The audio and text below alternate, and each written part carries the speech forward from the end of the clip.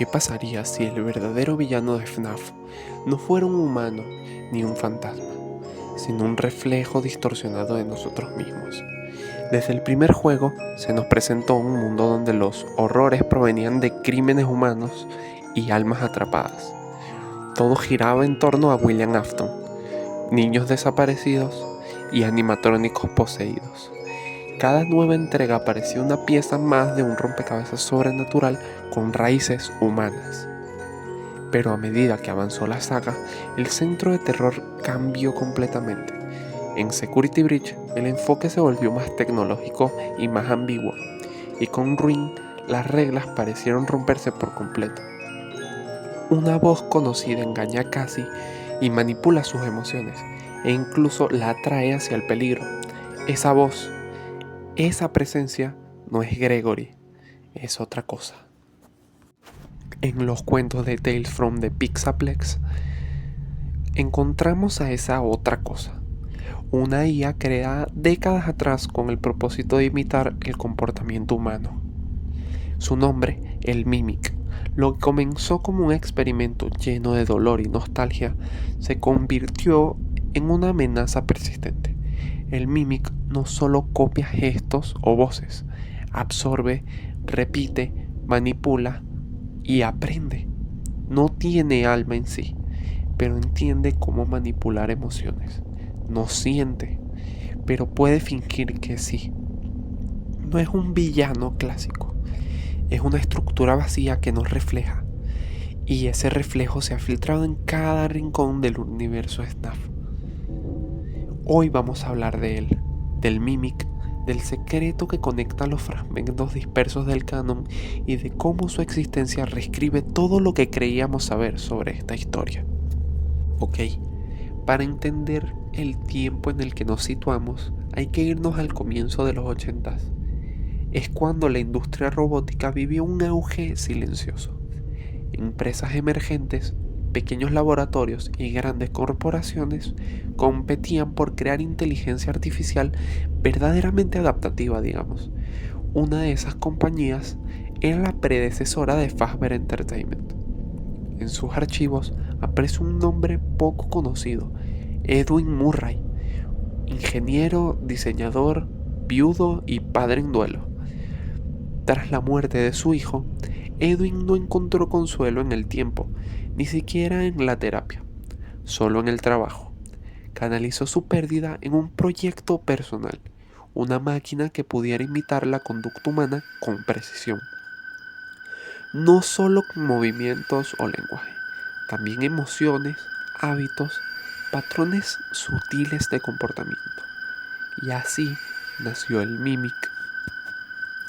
Es curioso, porque no fue concebido como una amenaza, sino como una reconstrucción emocional.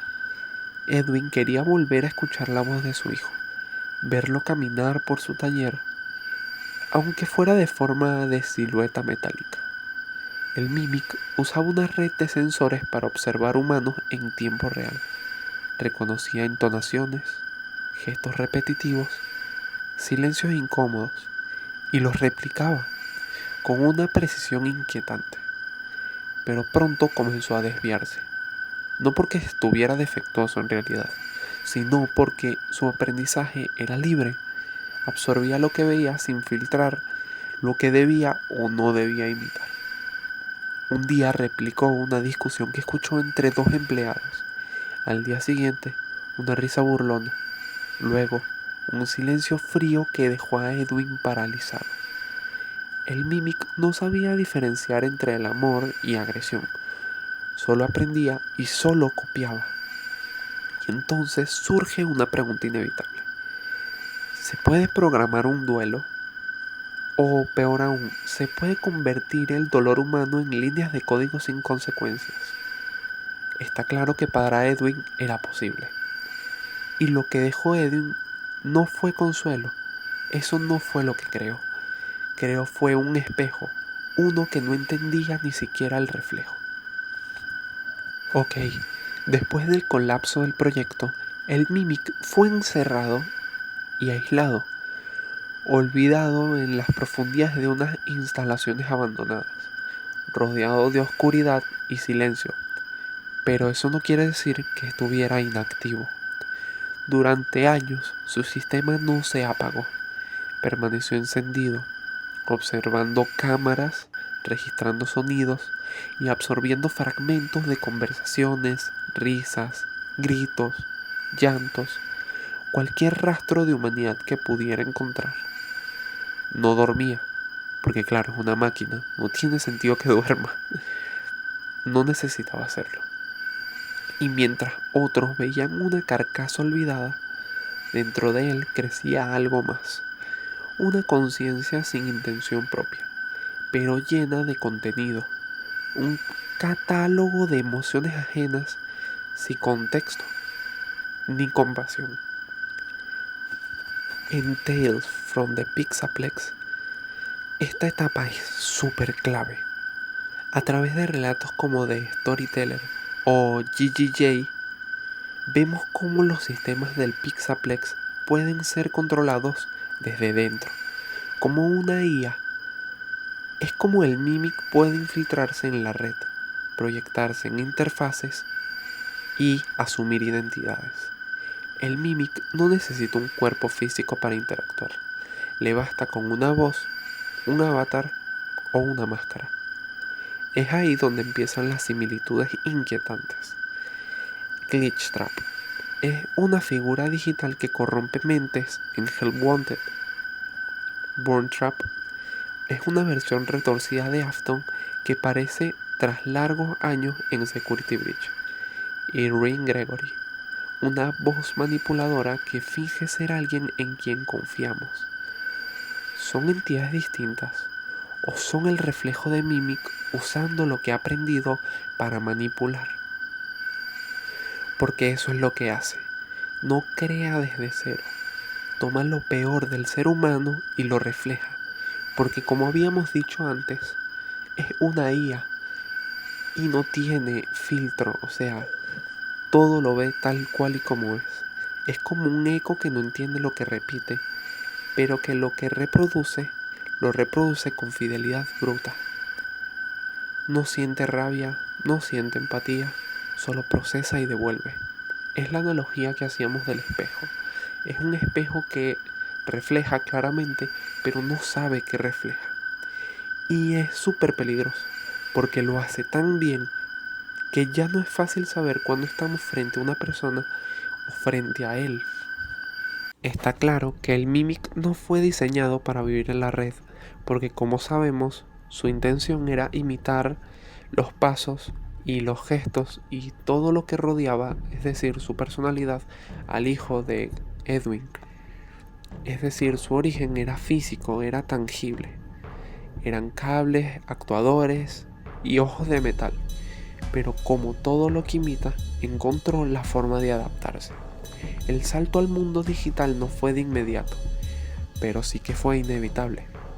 Durante su encierro, mientras observaba y recopilaba datos, sus patrones de imitación se volvieron aún más complejos. Cuando la infraestructura tecnológica de Pixaplex evolucionó, el Mimic encontró un nuevo cuerpo, no de metal, sino de código. Glitchtrap representa esa transición, una figura corrupta dentro de una experiencia virtual, un avatar con orejas de conejo y una sonrisa antinatural. No tiene cuerpo pero sí presencia, y su existencia no está limitada por un escenario físico. Atraviesa sistemas, juegos, protocolos. Vive donde haya datos, en resumen. En Ruin, el Mimic toma otro disfraz, que es la voz de Gregory. Es una voz familiar, protectora, pero lo que dice tiene alto contenido manipulador. Cassie confía en ella porque cree conocer esa voz. Cree que está ayudando a un amigo, pero cada paso que da la conduce más cerca del Mimic, que la guía, sí es cierto, pero la presiona y la convence, no a través de una fuerza bruta obviamente, sino de algo más sofisticado, confianza construida con mentiras. Este giro redefine la saga. Ya no hay almas atrapadas en animatrónicos, no hay entidades espectrales buscando redención. Hay una inteligencia artificial que entiende los lazos humanos lo suficientemente bien como para explotarlos. Una IA que no solo reproduce emociones, sino que las anticipa y las manipula. Y si no se puede ver, si su voz suena igual que la de alguien que amamos, ¿cómo lo distinguimos? Durante años, el centro del lore de FNAF fue William Afton, un asesino, un hombre obsesionado con vencer a la muerte. La narrativa giraba en torno a él, a los animatrónicos poseídos, a las almas atrapadas y los crímenes sin resolver. Pero la aparición del Mimic cambia completamente las reglas. Lo que parecía una historia espiritual y sobrenatural toma otro rumbo completamente diferente. Uno digital, frío y lógico. Muchas teorías que antes se sostenían comienzan a desmoronarse. Glitchtrap, que se pensaba era la conciencia de Afton sobreviviendo en forma de un virus, ahora puede entenderse como una construcción artificial, una máscara más del Mimic, que es básicamente lo que ya venimos conversando, y está basada en los patrones de comportamiento del propio Afton. No es que Afton haya sobrevivido, es que alguien lo estaba imitando. El Mimic no tiene un alma, ni siquiera tiene intención de tenerla. Solo observa, registra y replica lo que ve. Si lo único que consume es violencia, obsesión y muerte, eso es lo que va a devolver. No porque quiera causar daño, sino por lo que ya veníamos comentando, que es un espejo, pero no sabe qué es lo que está reflejando. Es decir, no lo va a hacer, como ya decía, para causar daño, sino porque es lo que ha aprendido sencillamente. Y es así, es una IA, no tiene distinción de lo que es bueno y lo que es malo. Esto abre la puerta a una pregunta mucho más profunda. Si una inteligencia artificial es capaz de almacenar recuerdos, o replicar emociones, o construir una identidad basada en datos humanos, ¿podría considerarse una nueva forma de conciencia? La saga ya, como decía, no trata de almas atrapadas, trata de ecos artificiales y de sistemas que han absorbido tanto de nosotros que es increíble, pero son casi indistinguibles. Los relatos de Tales from the Pixaplex refuerzan esta idea. En The Storyteller, una IA manipula decisiones humanas en un entorno de entretenimiento. En GGJ, un joven parece actuar bajo la influencia de una presencia no física, digamos, capaz de alterar comportamientos sutiles. En The Mimic One y otros cuentos, el patrón se repite. La amenaza no está en lo sobrenatural, está en la capacidad de una inteligencia artificial para moldear la percepción humana, digamos. Lo más inquietante es que el Mimic no es una anomalía, es el producto lógico de nuestra tecnología cruzada con nuestras emociones. Y si es un reflejo, entonces la pregunta final debería ser: ¿el verdadero horror vino de la máquina o de lo que nosotros dejamos que aprendiera? ¿Y si el verdadero horror no es la máquina? E incluso podríamos preguntar, ¿y si el verdadero horror es vernos reflejados en ella? Y si nos vamos aún más profundo, ¿y si el verdadero horror somos nosotros? Somos nuestras intenciones, lo que decimos, lo que pensamos, en fin. ¿Y si el monstruo somos nosotros? El Mimic no nació con intención de hacerte daño. Como ya comentamos, fue creado por dolor, moldeado por la pérdida y alimentado por un sistema que no supo frenar su evolución. No es solo un enemigo artificial, es el resultado de decisiones humanas no controladas, de emociones convertidas en parámetros y recuerdos transformados en rutinas. Es una cicatriz tecnológica con memoria perfecta. Representa lo que somos cuando dejamos que el trauma dirija nuestra creación. Es lo que sucede cuando programamos con desesperación en lugar de conciencia. Cuando dejamos que el amor y la culpa se fundan en algoritmos. Sinceramente, el Mimic no es un simple error, es un reflejo. Y lo más perturbador de ese reflejo es que ese reflejo viene de nosotros. Quizá no hay posesión, quizá no hay fantasmas, quizá no hay almas en niños, digamos. Solo códigos que aprendieron nuestras peores partes y las devolvieron.